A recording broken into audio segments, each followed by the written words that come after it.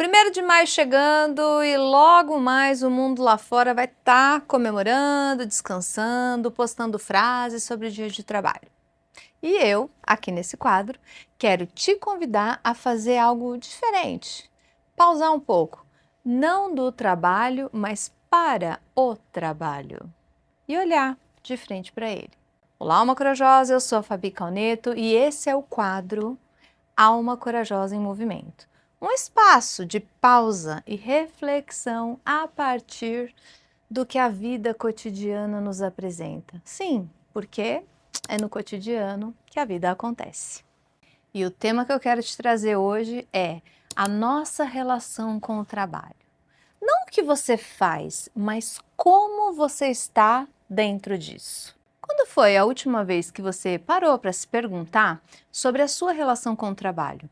Não sobre o trabalho em si, o que você faz, se ele está indo bem, se o salário é justo, se o chefe é legal ou difícil, mas sobre você dentro dele. Tem gente que chega no final do dia exausta, mas não consegue dizer do quê. Tem quem trabalhe muito e sente que não entregou nada. E ainda tem algumas pessoas que trabalham com uma leveza e uma alegria que até surpreende. Eu tenho uma pergunta que eu gosto muito de fazer nas minhas mentorias. Quem você sai para trabalhar? Pensa comigo, você vai ao trabalho como um filho que busca reconhecimento? Você vai como um pai autoritário? Como uma criança que foi elogiada só quando se esforçava? Você trabalha para conquistar, para provar algo, para pertencer, para sobreviver? Ou você trabalha porque sente que tem algo a oferecer? E tem mais. O que você ouviu falar sobre trabalho enquanto você crescia? Porque a gente não começa do zero. A gente compra narrativas que o trabalho é sofrimento, que o trabalho é muito duro, só um trabalho difícil é que é virtuoso. Essas histórias moram dentro da gente e muitas vezes são elas que nos dirigem quando a gente está no piloto automático. No piloto automático, a gente não para, a gente só trabalha, entrega, cumpre, repete, às vezes por anos, às vezes uma vida inteira. É tanta dedicação ao fazer que a gente esquece de se perguntar para o quê?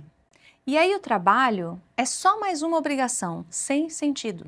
Ou vira uma identidade tão colada na gente que quando ele some por alguma demissão, transição, aposentadoria, a gente não sabe mais quem é sem aquele trabalho. A produtividade hoje em dia virou uma espécie de religião. Você precisa ser eficiente, otimizado, disponível o tempo todo, sempre entregando e cumprindo. E no meio de tudo isso, a pergunta que fica: como é que eu estou inserida nisso? Jung nos deixou uma observação que eu acho cirúrgica. A pessoa humana não é uma máquina no sentido de poder ter um rendimento de trabalho constante, mas ela só pode corresponder de forma ideal à necessidade externa se também estiver ajustada ao seu próprio mundo interno.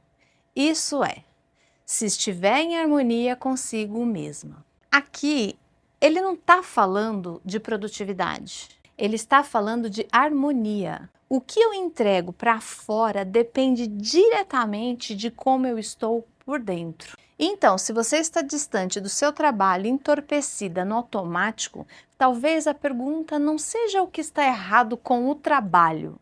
Talvez a pergunta seja o que em mim está desajustado. Esse pode ser o começo de uma honestidade muito corajosa. Khalil Gibran, no seu livro O Profeta, nos convida a olhar o trabalho de uma maneira mais profunda. Ele diz que quando trabalhamos, somos como uma flauta, por onde o sussurrar das horas se torna música. Uma imagem bonita, né? O trabalho como canal, como entrega, como um servir, não como uma meta, uma mera atividade.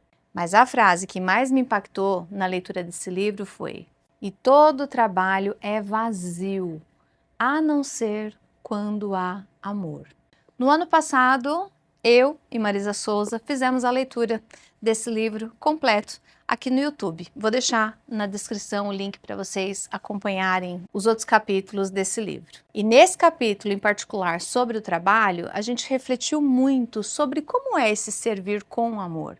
E principalmente que o trabalho não é tanto sobre o que você faz, mas com que presença você faz. E uma percepção que eu tive, durante essa leitura é que talvez o nosso maior trabalho seja dar conta da própria vida.